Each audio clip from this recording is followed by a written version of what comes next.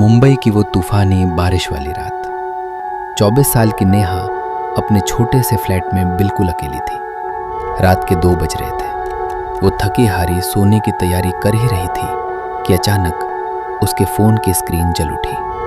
Screen पर नाम flash हो रहा था, दादाजी। एक व्हाट्सएप वीडियो कॉल। नेहा की भौहें सिकुड़ गई। उसके दादाजी उत्तर प्रदेश के एक दूर दराज गांव में रहते थे। उन्हें तो स्मार्टफोन ठीक से पकड़ना भी नहीं आता था, फिर इतनी रात को वीडियो कॉल, ये मुमकिन ही नहीं था। किसी अनहोनी के डर से नेहा का गला सूखने लगा। उसने कांपते हाथों से कॉल रिसीव किया। हेलो दादाजी, आप ठीक तो हैं? स्क्रीन पर सिर्फ गुप अंधेरा था। ऐसा लग रहा था जैसे कैमरे के आगे किसी ने कोई काला पर्दा डाल दिया हो। स्पीकर से एक अजीब सी सनसनाहट की आवाज़ आ रही थी, बिल्कुल वैसे जैसे किसी पुराने रेडियो की फ्रीक्वेंसी बिगड़ गई हो।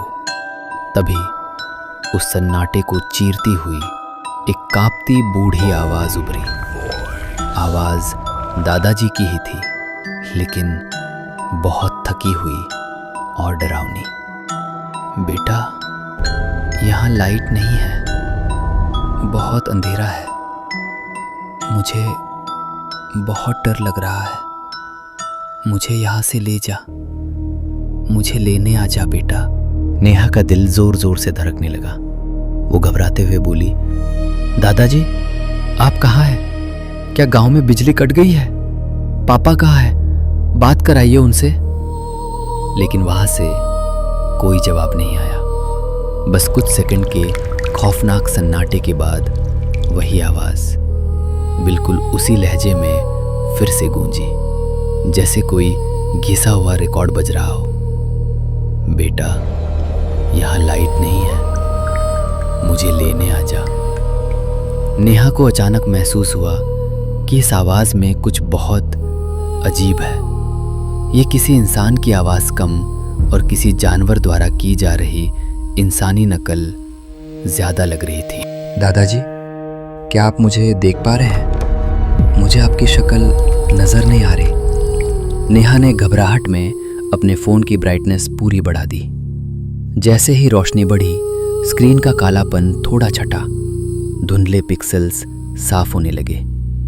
नेहा ने फ़ोन को अपनी आंखों के बिल्कुल करीब कर लिया, ये देखने के लिए कि शायद पीछे गांव की मिट्टी की दीवारें या वो पुराना बिस्तर दिख जाए। लेकिन जैसे ही तस्वीर साफ हुई, नेहा की सांसें उसके गले में ही अटक गईं। उसका खून बर्फ की तरह ठंडा पड़ गया। स्क्रीन पर गांव का घर नहीं था। बैकग्राउंड में सागौन की लकड़ी का एक दरवाज़ा दिख रहा था, जिस पर पुराने ज़माने का एक पीतल का हैंडल लगा था, और उस दरवाजे के कोने पर लाल रंग का एक छोटा सा स्टिकर चिपका था। वो दरवाज़ा, वो स्टिकर, नेहा उसे पल भर में पहचान गई। वो कोई और जगह नहीं थी, वो नेहा के अपने ही बेडरूम की अलमारी का अंदरूनी हिस्सा था। वही अलमारी जो उसके बिस्तर के ठीक सामने रखी थी। उसी पल उसे एक और भयानक सच्चाई का एहसास हुआ। फ़ोन से आने वाली उस आवाज़ में हल्का सा डिले था।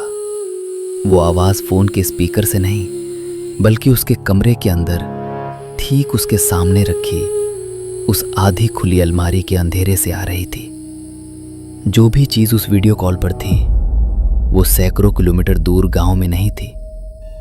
वो उसके कमरे के अंदर अलमारी के साए में छिप कर बैठी थी और नेहा की अपनी ही स्क्रीन के जरिए उसे देख रही थी। फ़ोन की स्क्रीन पर अब उस अंधेरे के बीच 2 चमकती हुई सफ़ेद आंखें और एक डरावनी, कानों तक खिंची हुई मुस्कान उभर आई। तभी कमरे के सन्नाटे को चीरते हुए नेहा के सामने वाली अलमारी का दरवाज़ा एक भयानक चरमराहट के साथ धीरे धीरे पूरा खुल गया। फ़ोन नेहा के कांपते हाथों से छूटकर ज़मीन पर जा गिरा, और उसके बाद उस कमरे में सिर्फ वो चीखें गूंजी जो चंद सेकंड में हमेशा के लिए खामोश हो गई।